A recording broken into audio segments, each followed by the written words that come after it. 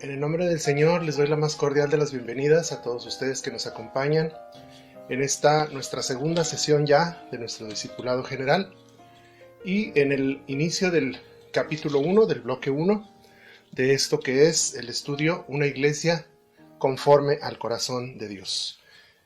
Es una bendición que nos acompañe, le invito a que me acompañe en esta oración y que juntos busquemos la dirección de Dios en esta clase. Padre Celestial, para ti la honra y la gloria en esta hora. Te damos las gracias por el privilegio y la bendición de escudriñar tu palabra. Gracias, Señor, porque has puesto en nuestro corazón esta disposición para buscar tu rostro, buscar tu voluntad en el difícil reto de hacer de esta iglesia un fiel reflejo de lo que tú quieres para nosotros. Bendice a mis hermanos que están conectados y úsanos, Señor, para honra y tu gloria, para que esta iglesia sea verdaderamente de acuerdo a tu propósito. En el nombre de Jesús te lo rogamos. Amén. Bien, pues formalmente comenzamos ya el estudio de este material, que como usted sabe, con la ayuda y provisión de Dios vamos a llevar durante todo este año. El propósito, el objetivo es que nos mueva verdaderamente un cambio de corazón, a que constantemente e interminablemente estemos buscando ser esa iglesia que Él diseñó, que refleje verdaderamente su gloria y que cumpla su propósito. Ese es el anhelo ferviente de nuestros corazones. Usted sabe, históricamente el mundo siempre ha estado en una condición caída, en una condición decadente. Sin importar si hay tiempos de guerra, si hay tiempos de paz, si hay estabilidad o crisis, siempre el mundo está en conflicto. Pero hoy más que nunca debemos preguntarnos si todo esto que está aconteciendo a nuestro alrededor, que todos los días vemos en los noticieros, tiene algo que ver con lo que el pueblo de Dios está haciendo, o mejor dicho, con lo que ha dejado de hacer. Pregúnteselo usted, y ahora que estamos justamente cumpliendo 2 años exactos del inicio de la pandemia y pues que todo parece indicar que estamos prontos a salir. Se han levantado muchas restricciones y una buena parte del mundo ya la dio por olvidada. Pues cuando pensábamos que estábamos por salir finalmente de la pandemia, viene un nuevo revés, una mala noticia más, y estalla una guerra, una confrontación bélica allá en Europa. Y esto pues tiene a mucha gente preocupada. Para muchos esto puede desencadenar una guerra nuclear y por supuesto la Tercera Guerra Mundial. Hay gente muy asustada, el mundo está preocupado, pero aún así esta preocupación no les hace cambiar de parecer. El mundo sigue dándole la espalda a Dios y cada vez se aleja más de lo que es su voluntad.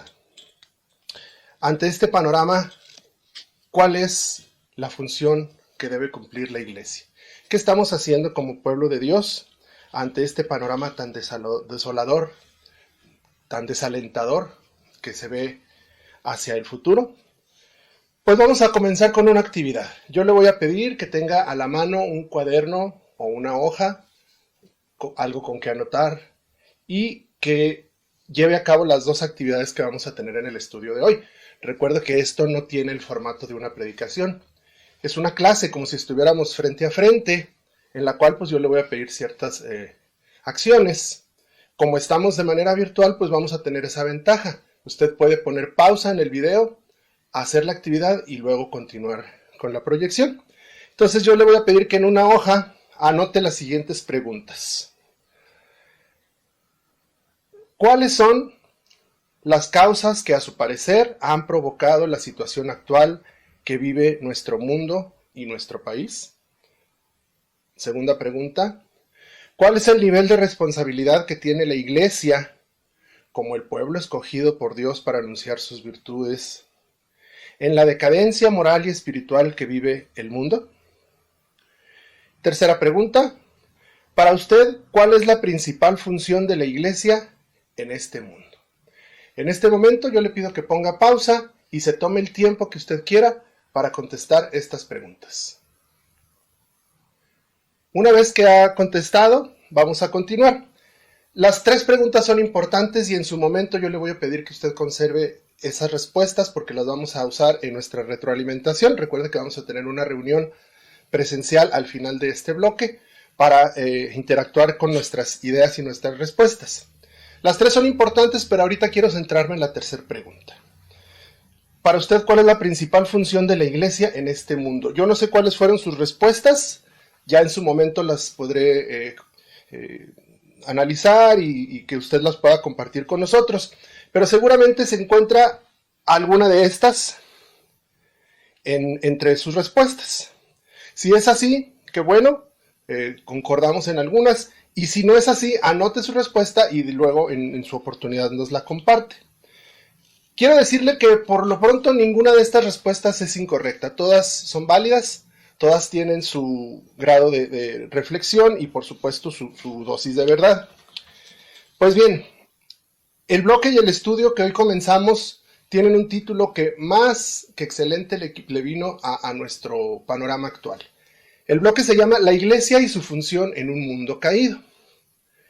Y el estudio de hoy, el capítulo 1 que hoy comenzamos y que continuaremos la próxima semana, se llama El propósito de la Iglesia. Y precisamente con este enfoque quise traer a colación esta pregunta con la que estamos iniciando nuestra clase de hoy. Estamos viendo efectivamente que el mundo está en una crisis tremenda, en una total y franca decadencia, y que, como decíamos hace un momento, lejos de buscar a Dios, cada vez le dan más la espalda. Muchos cristianos coinciden en que la pandemia fue un llamado de atención a la iglesia. Por supuesto que el mundo se vio involucrado y también el mundo obtuvo su aprendizaje, su enseñanza y, ¿por qué no?, a veces hasta bendición. Las vacunas fueron una bendición que no solamente al pueblo de Dios trajo sanidad, sino también a todo el resto de la humanidad. Pero efectivamente, la pandemia fue un llamado de atención para su pueblo. Creemos francamente que esta pandemia fue un instrumento que Dios utilizó para sacarnos de los templos, para abrir nuestros ojos a una necesidad, a una realidad que no veíamos porque estábamos encerrados en cuatro paredes, porque estábamos enfrascados en tantas actividades que nos distraían de nuestra verdadera misión. Y también tuvo el propósito de que Dios preparara a su iglesia para los tiempos que están por venir, en los que definitivamente Dios requerirá de cristianos con una nueva perspectiva, con una nueva visión y un nuevo llamado a volver a su origen, a su plan original. Un mundo asustado necesita una iglesia valiente. De nada le sirve una iglesia que se esconde, que esté igual de temerosa que el resto de la gente. Necesita una iglesia que predique el mensaje de esperanza que solo el Evangelio provee. Y efectivamente esa es una de las respuestas más válidas que podemos dar a cuál es la función de la iglesia en el mundo caído que vivimos actualmente. Pero yo le pregunto, y sobre esto vamos a comenzar ya nuestra clase en forma, ¿es esta la única o la principal función de la iglesia actualmente? Porque hay que reconocer, como seres humanos somos especialistas en hacer normas, en hacer nuestros objetivos y trazar nuestras metas en base a nuestras posibilidades, en nuestros recursos. Y efectivamente hacemos nuestra visión, nuestra misión, nuestras metas, nuestros objetivos a corto, mediano y largo plazo, pero siempre pensando en lo que podemos hacer. Si analizáramos estos documentos, si tomáramos un puñado de documentos oficiales de las iglesias constituidas y analizáramos su visión, su misión, su meta, nos daríamos cuenta de qué tanto están acercados o alejados a la perspectiva bíblica. ¿Cuál sería el resultado? Bueno, seguramente nos encontraríamos con varios tipos de iglesias. Vamos a mencionar nada más tres grupos. Seguramente para muchos cristianos la iglesia es una institución santa, eso sí, la santifican, la hacen ver como una institución santa, que en estricto apego, estoy casi siendo literal a lo que diría este documento de su conformación, en estricto apego a una sana doctrina, formula reglas, normas, estatutos, es más, los eleva al rango de constitución, se organiza en concilios, en ministerios, en convenciones, tanto locales como nacionales, crean programas de expansión, de extendimiento, con nombres relumbrantes, alcances de victoria, metas mileniales, y se fijan metas para plantar, para sembrar iglesias, para ganar tantas almas en un determinado tiempo. Nos ponemos una meta para tal año, tendremos que ser tantas iglesias o tantos cristianos. Y esto, mis hermanos, entusiasma a los feligreses, quienes pierden de vista su misión original y se enfrascan en alcanzar estas metas. Otro sector de creyentes, otro buen número de iglesias, caerían en la categorización de un tipo de iglesias que consideran, aunque sea implícitamente, obviamente nunca lo reconocerían, que consideran la iglesia como un club social al cual asistir los domingos. Adquieren como una sana costumbre asistir los domingos a reunirse con un grupo de creyentes. Es un buen hábito, claro que sí, en el cual se cultivan sanas amistades, se hacen relaciones de confianza y de esta manera logran que sus hijos y hijas se relacionen con gente de bien, entrecomillado, y eventualmente les posibilite emparentar con una familia de buena reputación. Generalmente estas personas asisten a las iglesias porque de esta manera descargan un poco su conciencia de toda una semana, de que no buscaron a Dios, no tuvieron una relación con Él, y ya con el domingo ir a la iglesia, con eso tranquilizan su conciencia. Un tercer grupo de iglesias son aquellas que prácticamente las vemos con un halo de santidad, en las que domingo a domingo lo único que se concentran es en una sola actividad. O bien evangelizan, predican, enseñan o alaban de una manera espectacular. Cualquiera de estas cosas por sí sola no es mala. El problema es cuando se le focaliza toda la atención en ello y en lugar de volverse elementos fundamentales de una adoración integral, lo vuelven un fin en sí mismos. Esto debe ser complementario a una adoración integral en la que una relación personal con Dios sea lo principal. Para este tipo de iglesias que si pudieran existir, pudiera haber doctores en teología, puros eruditos en la Biblia, o ganadores de almas que se van a campaña todo el año, o bien excelentes músicos y cantantes con un grupo famoso a nivel mundial. Pero su escaso deseo de intimar con Dios y su poca disposición a ser transformados a semejanza de Cristo hacen que esta iglesia también quede igual de desprestigiada. Bueno, si ninguno de estos tres casos, porque hay muchos más, pero si ninguno de estos tres casos identifica y representa realmente la iglesia que Dios espera, entonces, ¿cuál es el verdadero propósito de una iglesia conforme al corazón de Dios? Vayamos al pasaje bíblico. El día de hoy vamos a tomar como base Efesios capítulo 1 y vamos a estudiar de los versículos 3 al 14. En la versión Reina Valera, este pasaje dice de la siguiente manera: Bendito sea el Dios y Padre de nuestro Señor Jesucristo, que nos bendijo con toda bendición espiritual en los lugares celestiales en Cristo, según nos escogió en Él antes de la fundación del mundo para que fuésemos santos y sin mancha delante de Él, en amor, habiéndonos predestinado para ser adoptados hijos suyos por medio de Jesucristo, según el puro afecto de su voluntad, para alabanza de la gloria de su gracia, con la cual nos hizo aceptos en el amado, en quien tenemos redención por su sangre, el perdón de pecados, según las riquezas de su gracia, que hizo sobreabundar para con nosotros en toda sabiduría e inteligencia, dándonos a conocer el misterio de su voluntad, según su beneplácito, el cual se había propuesto en sí mismo, de reunir todas las cosas en Cristo, en la dispensación del cumplimiento de los tiempos, así las que están en los cielos como las que están en la tierra.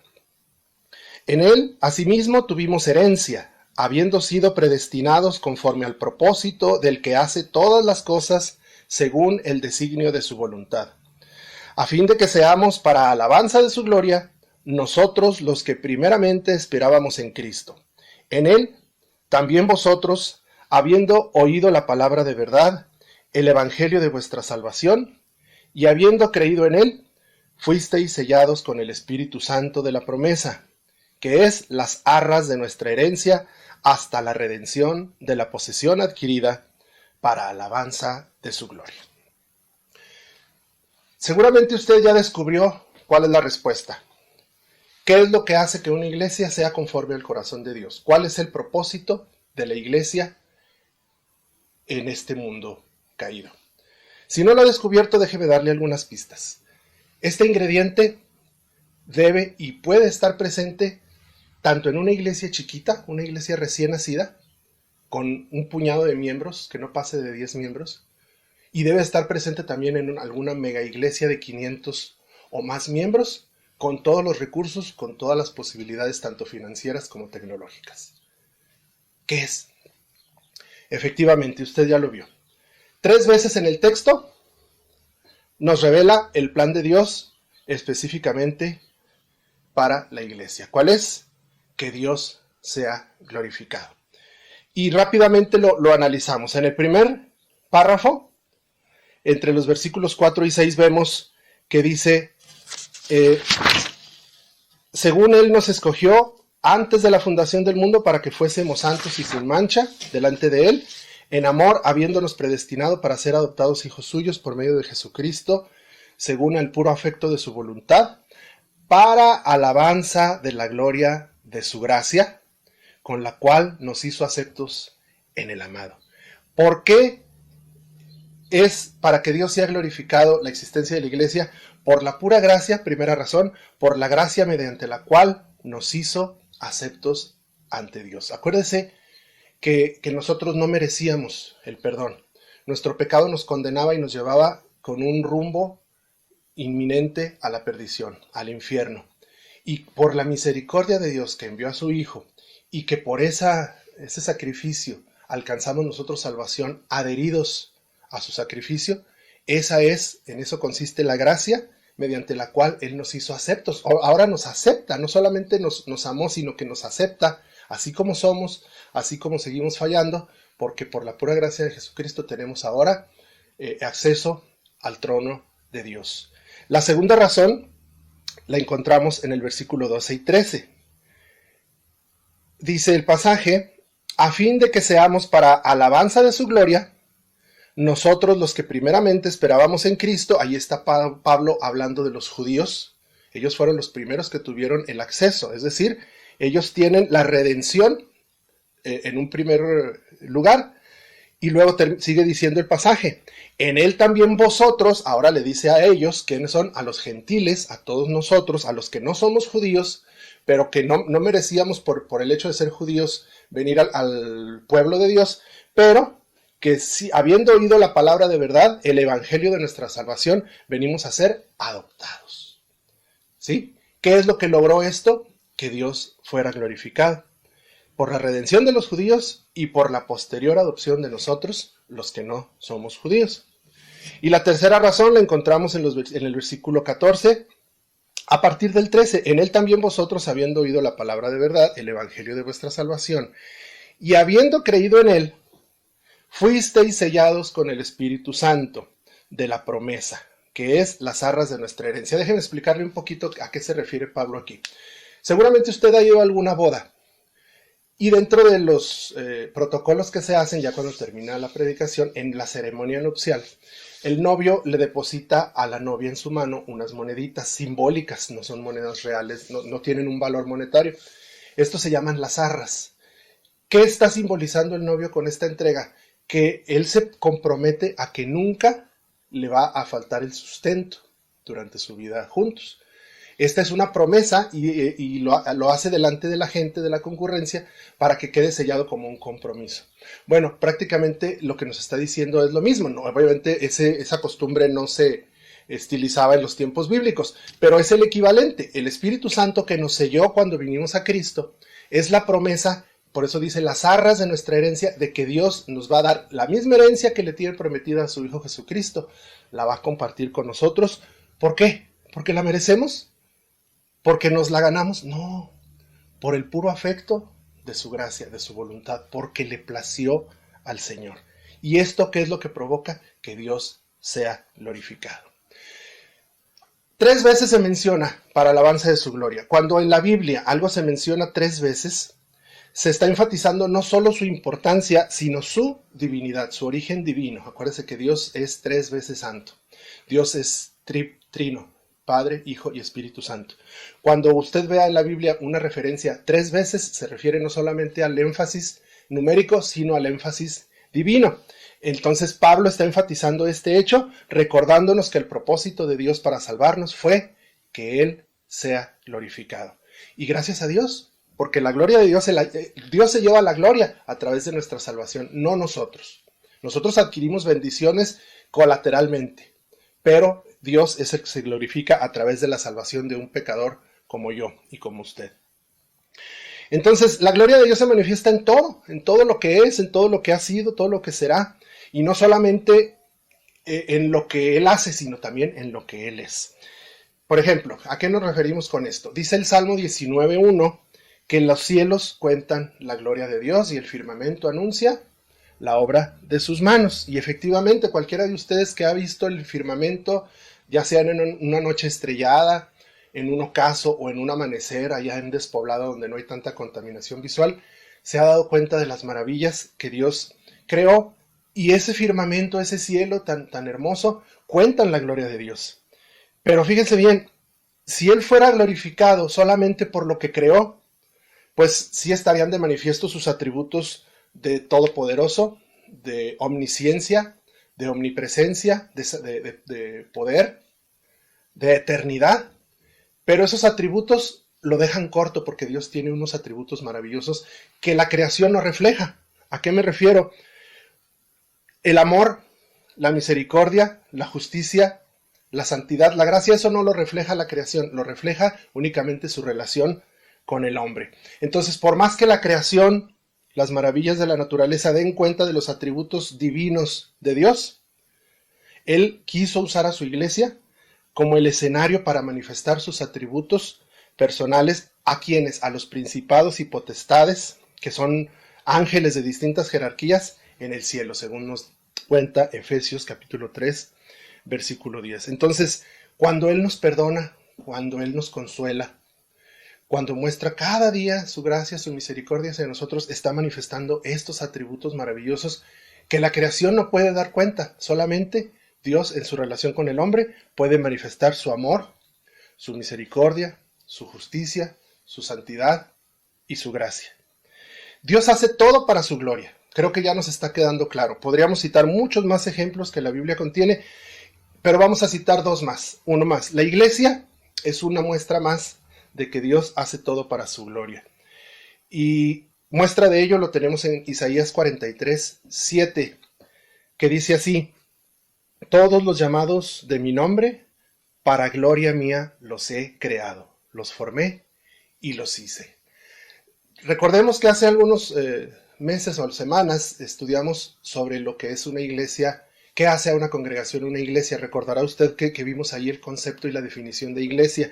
Recuerde que el origen de la palabra eclesia significa llamados fuera. Aquí Isaías nos está confirmando porque dice todos los llamados de mi nombre. Dios nos llamó a salir fuera del mundo, a conformar un nuevo grupo para su honra y su gloria, y aquí lo confirma: para gloria mía los he creado, los formé y los hice. Esto es una muestra más de que también la iglesia es para glorificar a Dios. Para esto nos apartó del mundo, para que fuéramos para alabanza de su gloria. Incluso cuando le fallamos, cuando pecamos, cuando con nuestra conducta a veces hasta le negamos, Él es exaltado. ¿Por qué? Porque nos vuelve a perdonar. Ahí está su gracia, ahí está su misericordia, ahí está su perdón. Una y otra vez nos muestra su inmenso amor. Y el último ejemplo, el más sublime de todos. Dios es glorificado en el momento de la muerte de su Hijo Cristo Jesús. Cristo vino a este mundo, se hizo hombre, se encarnó para padecer con su propio cuerpo y con su propia sangre el pecado que usted y yo cometimos y que merecíamos pagar por él. En una ocasión, casi al borde de su muerte, lo vemos ahí en Juan capítulo 12, él dijo: ahora mi alma está muy entristecida. ¿Acaso debería orar: Padre, sálvame de esta hora? Pero esa es precisamente la razón por la que vine. Y dice Jesús: Padre, glorifica tu nombre. Entonces habló una voz del cielo: ya he glorificado mi nombre y lo haré otra vez. Esto lo hace frente a sus discípulos y les da una clara muestra de que su propósito divino había sido cumplido. Estaba por cumplirse porque todavía no era sacrificado. Pero con esto, aunque Jesús humanamente, como cualquiera de nosotros, hubiera querido evitarse ese trago amargo de ir a la muerte y derramar su vida por una causa aparentemente injusta, porque él no había cometido pecado, nosotros fuimos los que lo merecíamos, sin embargo, él nunca rechazó su llamado y su misión, y al contrario, dedicó este sacrificio para glorificar al Padre. El Señor, Dios, Padre, recibe esta glorificación y no solamente eso, sino que dice, y lo haré otra vez. ¿Cuándo lo hizo otra vez? Cuando Jesús estaba expirando. Cuando Jesús entregó su aliento, su última gota de sangre, por usted y por mí en la cruz.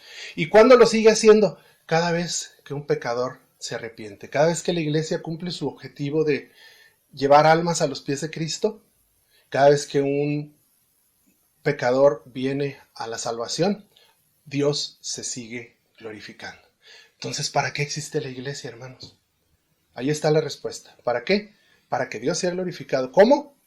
A través de su cumplimiento de la gran comisión, de ir y hacer discípulos. Incluso en la propia muerte de su Hijo Cristo, Dios fue glorificado, pues este sacrificio fue el medio y sigue siendo el medio para que cada pecador arrepentido dé la honra y la gloria a Dios. Concluimos. Por la gracia de Dios, desde el primer estudio, que fue hoy, hemos descubierto ya cuál es la misión y la función de la iglesia en este mundo. Y no crea usted que ya nos dijo el final, ¿qué vamos a hacer todo el resto del año? No, esto intencionalmente está planteado así, para que desde un principio tengamos en mente, no perdamos para nada de vista cuál es el objetivo de todo lo que hacemos o decimos dentro de la iglesia. Que Dios sea glorificado.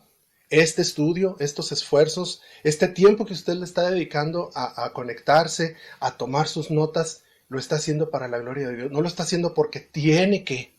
Si es así, déjame decirle que está en un error.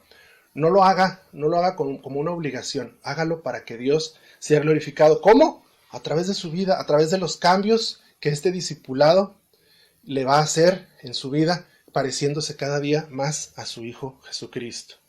Su gloria, la gloria de Dios, debe verse reflejada en cada uno de nosotros, en cada una de las personas que son alcanzadas por el Evangelio. Cualquier cosa que la iglesia haga fuera de este propósito, déjeme decirle que es en vano. Es infructuosa y estamos fallando, estamos errando el blanco de nuestro objetivo de la gran comisión. La pasión por la gloria de Dios debe impregnar cada cosa que hagamos o digamos dentro de la iglesia y en nuestra vida cotidiana. Pero déjeme resumirlo aún más. Esto que estamos hablando, lo estamos hablando en un plano general, es decir, estamos hablando de un ente abstracto que es la iglesia. Tal vez usted diga, bueno, pues sí, que la iglesia haga todo para gloria de Dios. Y ahí me dicen qué hago, ahí me incluyen en el paquete. No, aquí la responsabilidad es personal. Déjeme decirle que el llamado ahora es personal. Te lo voy a hacer directamente a ti. No pienses que esta exhortación fue así lanzada al colectivo, que es la iglesia. No, te la estoy lanzando a ti, que formas parte del cuerpo de Cristo y como tal tienes una función específica que cumplir.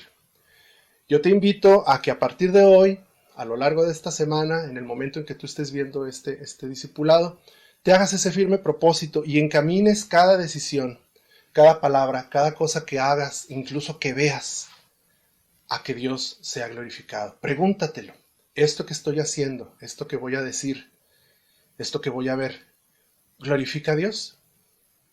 En la medida en que esa sea nuestra norma y nuestro estándar de acción, el Señor se va a manifestar y va a lograr hacer los cambios que quiere hacer en tu vida y en la mía. Y yo te voy a pedir como última actividad, esta es nuestra segunda actividad y ahorita te voy a decir cómo lo vamos a evaluar, a que una vez más ahí en tu cuaderno de notas, en tu hoja de trabajo, anotes la siguiente pregunta. ¿Cómo puedo hacer para que mi vida personal y como parte de esta iglesia cumplan con el propósito de que Dios sea glorificado? Una vez más te digo, tómate tu tiempo, si quieres en este momento pon pausa, respóndela. Y si no, no hay problema. Tienes toda la semana para responderla, incluso para corregirla, para aumentarla, para reformularla tu respuesta. Estas respuestas, las 3 del inicio y estas, son 4 preguntas que forman parte de tu primer evaluación, de tu primer producto de trabajo. Y te voy a hacer la siguiente invitación. Para quedar inscrito a este grupo de discipulado, me vas a tener que mandar foto de tu respuesta, de tu hoja de trabajo. No le hace que no se entienda, pero que se vea que lo hiciste, que estuviste ahí pendiente de las actividades. Me vas a mandar foto a mi número de WhatsApp personal. A medida que me vayan llegando, vamos a ir haciendo el grupo de este discipulado. Yo te invito y te animo, te reto a que te mantengas. A lo mejor se inscriben 20, 30 personas y al final vamos a quedar 15. No es el propósito, recuerda lo que dijimos, los números, eso es secundario. Lo que importa es que verdaderamente Dios sea glorificado con 1, con 5, con 10 personas que estén dentro de este grupo de discipulado. Yo anhelo, y por supuesto que es el anhelo de nuestros corazones, que todos lleguemos al final. Es un estudio muy interesante, de mucha bendición. Yo te invito a que lo continúes. Entonces, tus respuestas, mándame una foto, es completamente confidencial. Y con eso vas a quedar inscrito al grupo de discipulado. ¿Y cuál va a ser tu confirmación o tu constancia de inscripción? Que yo te voy a mandar vía PDF el archivo digital del libro que estamos estudiando. Una iglesia conforme al corazón de Dios. Y ya lo vas a tener tú para que lo sigas leyendo y analizando. Y por supuesto que sigas rogando a Dios que hable a tu vida en este estudio. Mis hermanos, así culminamos nuestra segunda sesión. Es apenas la primera parte del capítulo 1. La próxima semana continuamos aquí donde nos quedamos. Ya sabemos que el objetivo de la iglesia, el propósito es que Dios sea glorificado. Ahora bien, ¿qué estamos haciendo al respecto? ¿Verdaderamente lo estamos cumpliendo? Todo eso y muchas cosas más nos tiene preparado el Señor para la próxima semana. Yo te invito a que te conectes y que sigas buscando la dirección de Dios a cada uno de tus instantes. Que el Señor les bendiga y nos vemos la próxima semana. Un abrazo. Hace algunos años me escribió alguien al Facebook en unos términos bien particulares, así digamos traducido al colombiano, algo así como que te invito a un parche que tengo por el centro con unos parceros que sos el propio. Una cosa que yo no entendí, dije, ¿quién me está escribiendo de esta manera?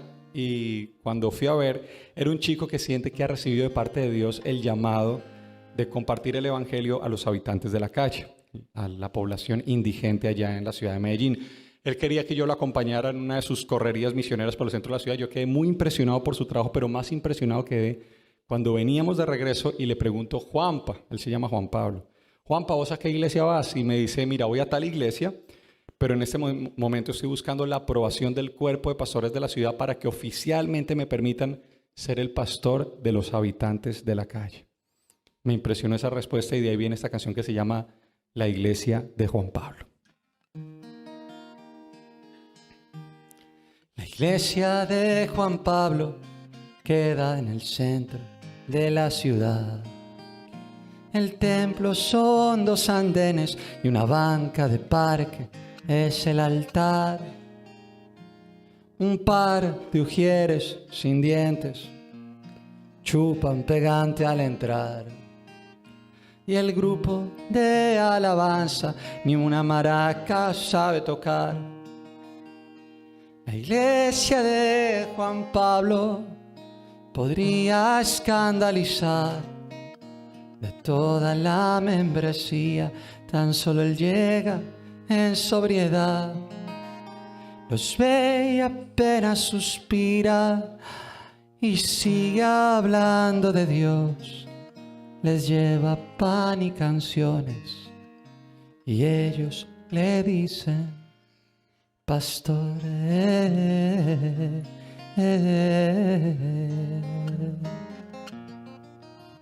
La iglesia de Juan Pablo hace 2 años que comenzó. 6 días a la semana tienen ayuno porque tocó.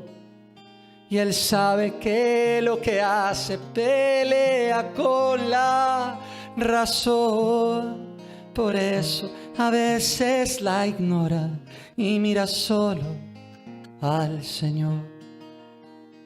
La iglesia de Juan Pablo podría escandalizar.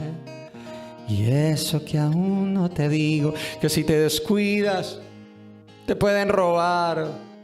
Y así te suene alocado, Juan Pablo vive feliz, llevando el amor de Cristo a los indigentes de Medellín.